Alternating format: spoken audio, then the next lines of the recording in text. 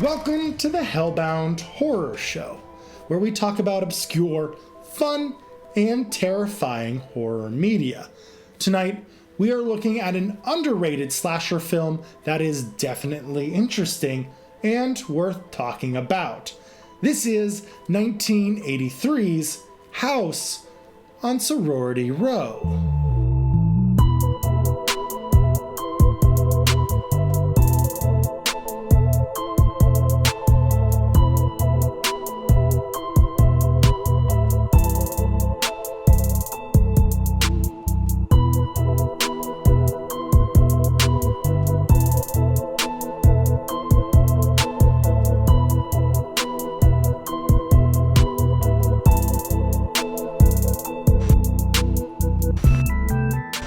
House on Sorority Row is your classic slasher film from the early 80s. You've got your good-looking college girls, got your college party, you got your nudity, and you even have your mysterious killer stalking around. What more could you ask for? The story starts in the past, where we see a pregnant woman about to give birth. The doctor comes and he tries to deliver the baby. However, there might have been some complications with the birth. We aren't given an exact answer, and the movie is trying to be vague on purpose. We then cut 20 years into the future to 7 sorority girls who have just graduated college. Instead of leaving their sorority behind, they decide to stay an extra week and throw one last big party. It's college and we like just party all the time. The house mother is not a fan of this decision to stay and party and really wants the girls out of the sorority house. The house mother was the pregnant woman from the beginning of the film, and all of her dialogue is dubbed over. My mind is made up. I intend to spend this summer as I've spent all the rest. But the environment here is so much more helpful. I told you there'll be no one else at the house. It was closed for 3 months today. It's awful, it's distracting, and it really takes away from her character's believability. Anyway, the house mother really wants these girls to leave the house. Rage begins to build up in her, so she takes her cane and slowly travels to one of the girls' rooms. Before you know it, she uses her cane to murder the waterbed. What are you doing? I am so sorry. That was a really bad pun. You think I said bad, but I actually said bed. I was just trying to cover it up. Moving on. The girls want revenge, so they decide to play a practical joke on the house mother with an actual gun. The mean leader of the girls says that the gun won't actually be loaded. But then she actually loads it for the prank. As you can imagine, this does not go well at all. The house mother is shot and is presumably dead. She's not breathing. Of course, the girls just graduated and are now responsible adults, so they could call the cops, explain what happened. They toss the body in a pool and throw a raging party.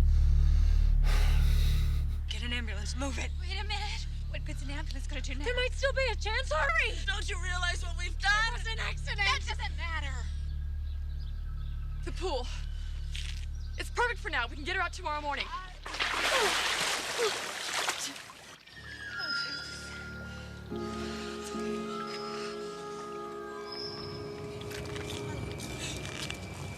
As the night goes on, each girl slowly gets picked off one by one.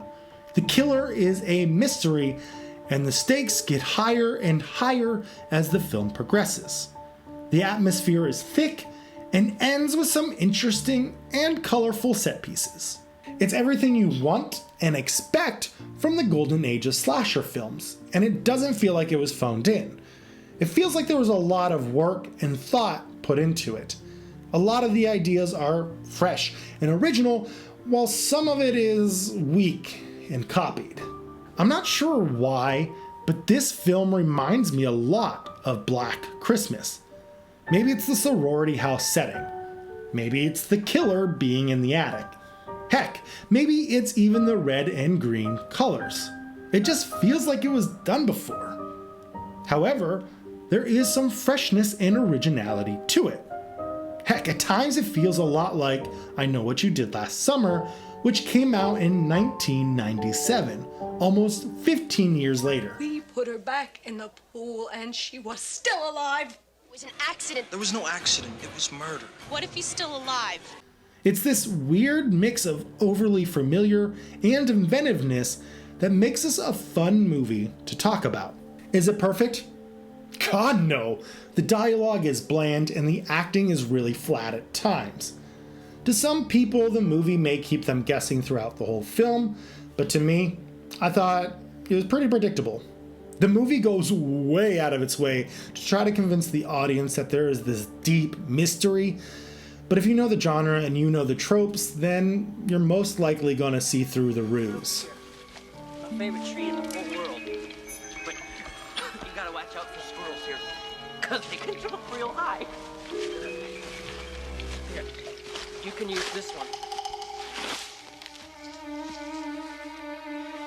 Bobby? Can we even talk about a slasher film without mentioning gore effects? Unfortunately, the effects here are lackluster for a slasher film of this era. I mean, at least they didn't cop out and not show anything at all. But for what little gore effects they do have, it just looks like there was no budget behind them. Nothing too creative, nothing too well done. It's one of the biggest downsides of the film. A positive for the film are its characters. This isn't a Friday the 13th film where the characters are bland and are only there to be killed off. There are some strong personalities here, and even though they may be one-dimensional, they are fun to watch and to see them interact with each other. This is not an in-depth character study of the human condition type of film, but the characters are enjoyable for what they are. It's not boring. Either you'll laugh at the awful dubbing or terrible dialogue/delivery, or you'll be entertained by the surface level character traits. I looked all over for her. She must have left before she could turn off. It's a good thing she didn't. We would have never known Mrs. Slater's still alive. How do we know she is alive? What do you think? She floated out that pool? Or maybe she got sucked down the drain? Do you believe this? Look what we're talking about! Jeannie, stop. Well, go ahead, pig, jump in. Wait a minute, I gotta prepare.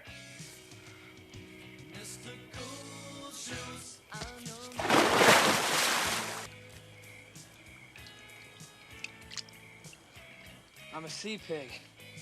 It may not be able to run with the big boys of the genre, but there is enough positive here that warrants a watch for hardcore slasher fans. It's fun, not overly complex, but not overly simple. The highs never get that high, and the lows are actually pretty bad, but there's not a ton of them. It's a serviceable slasher film. It shouldn't be your first film on your must-see slasher film list, but if you love the genre, it's an okay watch.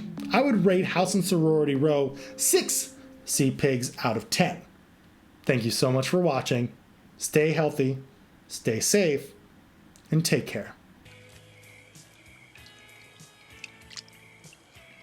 I'm a sea pig.